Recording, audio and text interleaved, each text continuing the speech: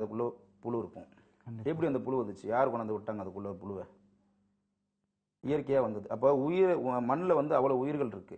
இப்போ உங்களை புதைக்கும் பொழுது உங்களுடைய உடல் அமைப்பு அப்படியே இருந்தாலும் கூட எல்லாமே அந்த மண்ணுக்குள்ளேயே அந்த இது உள்ளேயே போய் சார்ந்துடும். அப்போ அதனால தான் அந்த மண்ணின் தன்மையெல்லாம் சொல்லுவாங்க. இப்போ தென் மாவட்டத்தில் இருக்கவங்க எல்லாம் அந்த மண்ணின் தன்மையை வச்சு தான் வரும், மண்ணை வச்சு தான் எடை போடுவாங்க. கண்டிப்பாக ஒரு ஒரு மாவட்டங்களில் உள்ள அந்த பேச்சு எல்லாமே அந்த மாதிரி அந்த மண்ணின் தன்மை தான் ஒன்று. ரெண்டாவது பார்த்தீங்கன்னா அதுக்கு முன்னாடி நேர் லைனில் இருக்காங்க. ஹலோ ஹலோ சார், வணக்கம் சார். உங்க பேர் எங்க இருந்து பேசுறீங்க? புதிய பிரியன் கள்ளக்குறிச்சியிலிருந்து பேசுறீங்க ஐயா. Okay sir. வணக்கம் ஐயா. புதிய பிரியன் ஐயா வணக்கம். ஐயா வணக்கம் ஐயா. உங்க கேள்வி கேட்கலாம் சார். சன்மார்க்க புரட்சியாளர் சொல்லுங்க. சரிங்க ஐயா, நன்றிங்க ஐயா ஒரு வாழ்த்துக்கு.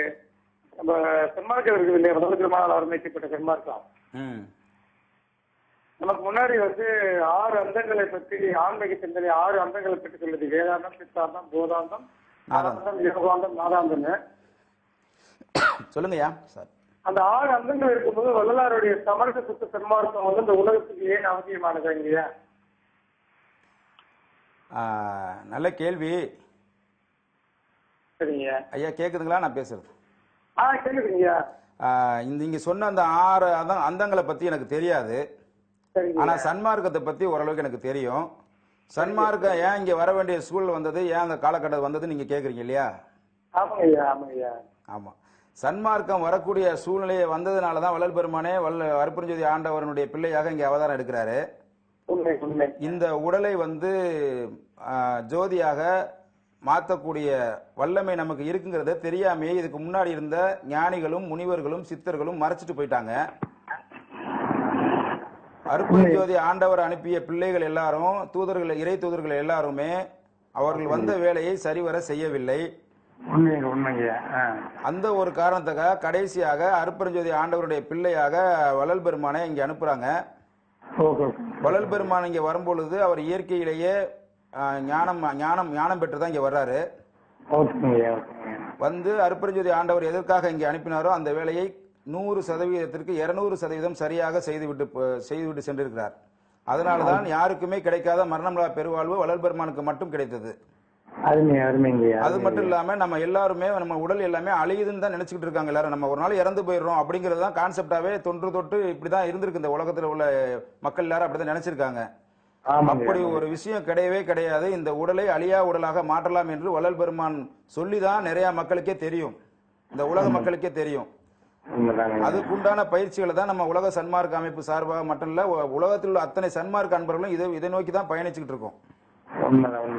அதனால வள்ளல் பெருமான் வருவிக்க உற்றார். வள்ளல் பெருமான் வரக்கூடிய காலகட்டம் வந்ததனால் அருட்பெருஞ்ஜோதி ஆண்டவர் அவர்கள் வள்ளல் பெருமானை இங்கு அனுப்புகிறார்.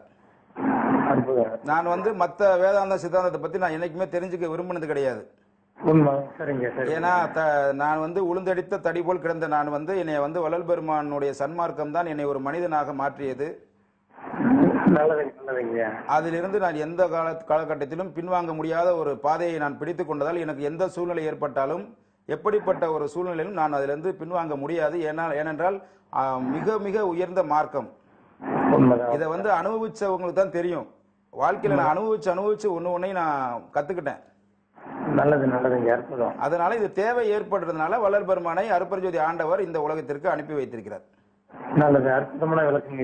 6 அந்தங்கள் காட்டாதத வந்து இறைவன் 6 அந்தங்கள் காட்டாத இயற்கை உண்மை இறைவனை வந்து வள்ளல் பெருமான் காட்டுனதுக்காக வள்ளல் பெருமானுடைய வருகை இந்த உலகத்துக்கு அவசியமானது. அற்புதமா பேசுறீங்க.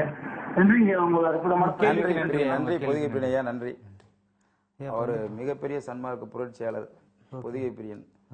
பயங்கரமா பேசுவார். நல்ல ஒரு மார்க்கத்தை பத்தி பயங்கரமா பேசக்கூடிய ஒரு நல்ல நண்பர், ஒரு நல்ல சன்மார்க்க. இப்போ வந்து இந்த கேள்விக்கு முன்னாடி பார்த்தீங்கன்னா இந்த மண் சம்பந்தமான விஷயங்கள்லாம் சொல்லிட்டு இருந்தீங்க. எப்படி வந்து மண் அதான் அதை சொல்றாரு. மண்ணில் வந்து அவ்வளோ உயிர் இருக்கு. இப்போ மழை பெய்யுது, மழை பெய்யும் போது எங்கேருந்து சார் புல்லாம் முளைக்குது? யாரு ஊண்டி வைக்கிறாங்க விதையெல்லாம்? விதை யாரும் போடுறது எப்படி? இயற்கை அது மட்டும் இயற்கை நம்ம வணங்குறோம். இயற்கை மட்டும் அது மட்டும் இயற்கையாக வருதுன்னு சொல்றோம். ஒரு குளத்துல ஒரு மழை பெஞ்சு ஒரு குளம் உருவாகுது, அதுல தண்ணீர் நிறைஞ்சிருது. மீன் எப்படி இருந்து வருது? யார் கொண்டு வந்து போடுறாங்க அதுல மீன்? இயற்கையாவே வருது. அப்ப இறைவனுடைய படைப்புங்கிறத நம்ம ஒத்துக்கிறோம்.